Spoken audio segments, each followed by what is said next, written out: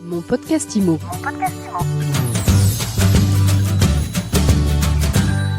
Bonjour et bienvenue dans ce nouvel épisode de Mon podcast IMO, votre rendez-vous avec l'immobilier. Je suis Ariane Artignan. Tous les jours, je reçois celles et ceux qui font l'IMO. Et aujourd'hui, j'ai le plaisir d'être avec Éric Alouche. Bonjour. Bonjour Ariane. Éric, vous êtes directeur exécutif du réseau immobilier ERA. Et vous allez peut-être m'aider à y voir clair. On est en pleine crise de l'immobilier. Imaginez que j'ai un appartement à vendre. C'est quoi le conseil que vous me donnez aujourd'hui ? Je dirais, vous avez un appartement à vendre. Déjà, premièrement, on peut le vendre. Parce qu'on entend beaucoup de choses, il n'y a rien qui se vend, il y a plein de choses qui sont dites dans la presse et ailleurs. Donc on peut vendre tout bien immobilier. La vraie question, c'est combien ? Parce qu'on trouve toujours un acheteur, mais il faut être au prix du marché.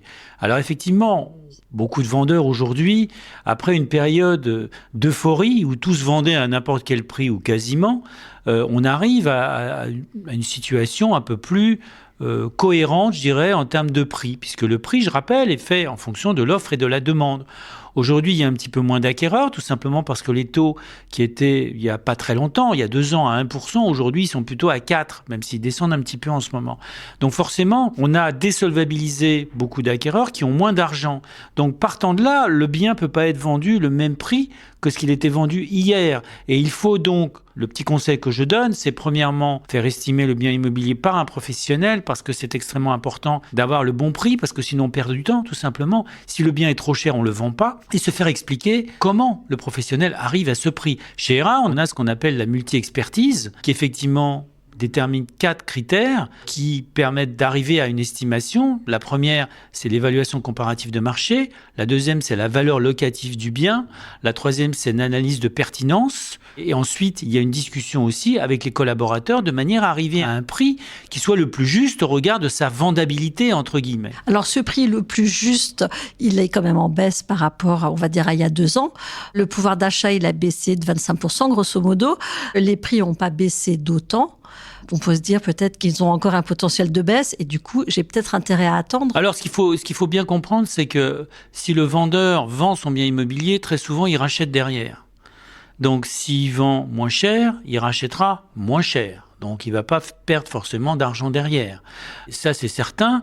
Et effectivement, on peut se dire aussi peut-être que les prix vont continuer à baisser. Donc, si les prix continuent à baisser, on a peut-être intérêt à vendre maintenant. Et ce qui est possible que les prix continuent à baisser, puisqu'effectivement, on a une baisse de volume qui continue depuis août 2021. À un moment où on était au sommet du volume de vente, on était à plus d'1 200 000 transactions, alors que je rappelle que la moyenne entre 2010 et 2020 de volume de transactions sur 12 mois, il était de 916 000. Vous voyez, 916 000. Aujourd'hui, ce n'est pas non plus dramatique, puisque les dernières statistiques de l'INSEE à fin janvier font état de 856 000, je crois, transactions sur les 12 derniers mois. Donc, ce n'est pas non plus dans un marché épouvantable. Donc, on peut très bien vendre son bien aujourd'hui. On vend moins cher, on achète moins cher. Donc, ce n'est pas vraiment un problème. Alors, est-ce qu'on vend aujourd'hui ou on attend 3 mois ? On entend dire que les JO vont avoir un effet déflationniste, que beaucoup de gens mettent leur appartement en location pour louer pendant les JO en gagnant le maximum d'argent et vendre après. Alors, pendant les JO, en fait, on a un effet qui est un peu un feu de paille où on va avoir pendant quelques mois beaucoup de touristes qui vont arriver à Paris et qui vont chercher à se loger à Paris ou en proche banlieue. Mais je dirais ça, c'est un effet franchement saisonnier. Encore une fois, c'est un feu de paille et je pense qu'on peut difficilement jouer là-dessus. À mon sens, si on veut vendre son bien, il ne faut pas tarder à le faire, tout simplement parce qu'on ne trouve pas forcément l'acquéreur qui convient comme ça au pied levé. Et ça peut prendre du temps de trouver le bon acquéreur qui est le bon financement. Donc autant s'y prendre maintenant. Ça prend combien de temps aujourd'hui de trouver le bon acquéreur ? Ça dépend. Mais si le bien est au prix, ça va très vite. Et si vous passez par le professionnel qui va bien, là c'est pareil, parce qu'un professionnel, lorsqu'il rencontre des acquéreurs, il discute avec eux, il fait une découverte acquéreur, on examine les capacités financières de l'acquéreur. Il y a tout un travail qui est fait avec cet acquéreur pour vérifier déjà qu'il est vraiment acheteur, qu'il a les moyens financiers. Vous savez, vous avez peut-être entendu parler, là actuellement, il y a des sujets à ce propos, de gens qui visitent et puis qui n'achètent pas, qui font du tourisme immobilier. Alors ils ont employé un terme porn, je ne sais plus quoi, mais en fait c'est du tourisme immobilier. Donc on a autre chose à faire que perdre notre temps, que ce soit le professionnel ou le vendeur. Donc je dirais, il faut se mettre en position d'avoir les meilleures chances pour vendre son bien immobilier. Pour ça, il faut peut-être du temps, mais ça, on ne le sait pas. C'est quoi les questions que je dois me poser avant de mettre en vente ? Alors, premièrement, je vous parlais du prix, d'accord ? Deuxièmement, est-ce que mon bien est suffisamment attractif ? Donc, s'il y a quelques petits travaux à faire pour le rendre, le valoriser, il faut effectivement le faire. Ensuite, il faut regarder aussi sa performance énergétique. Aujourd'hui, c'est devenu un critère de recherche pour beaucoup d'acheteurs. C'est tellement important qu'il y a même des acheteurs qui enlèvent carrément les biens qui sont en F ou en G et les retirent de leur recherche, ce qui peut être une erreur, parce qu'on peut effectivement parfois acheter un bien moins cher et faire des travaux qui vont permettre d'améliorer sa performance énergétique. Donc, ce n'est pas forcément une mauvaise affaire.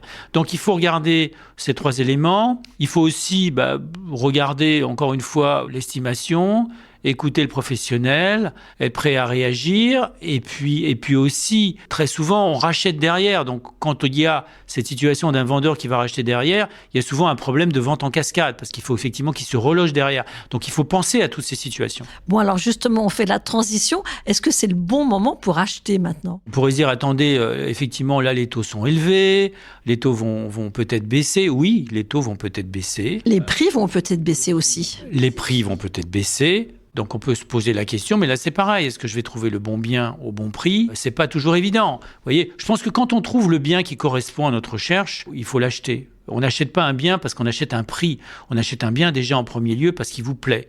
Ensuite, acheter un bien est toujours une bonne chose parce que, notamment si on n'est pas propriétaire, parce qu'il vaut mieux payer un crédit que payer un loyer. Je dirais même, alors pour aller un peu plus loin, lorsqu'on veut investir dans l'immobilier, on peut se dire, est-ce que j'investis dans l'immobilier ? C'est effectivement les taux sont élevés.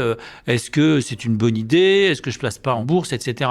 Il faut savoir qu'il y a une étude de l'INSEE qui est pas très ancienne, qui date de janvier dernier, qui indique qu'en 2050, alors 2050 c'est un peu loin, mais tout ça va se venir progressivement, il y aura un déficit de 4 millions de logements, 4 millions de foyers supplémentaires qui vont avoir besoin de logements. Or, aujourd'hui, la situation du logement est très compliquée, tout simplement parce qu'on ne construit pas assez, il y a une pénurie de logements chronique, il y a quasiment une cessation, même dans certains domaines, des aides à l'investissement locatif, ce qui est une erreur, c'est-à-dire qu'en fait, il y a une pénurie de logements.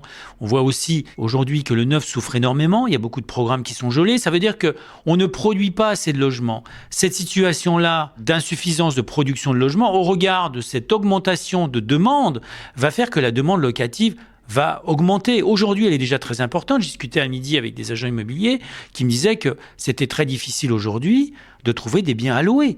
Il y a une difficulté sérieuse pour les gens de se loger, même en location.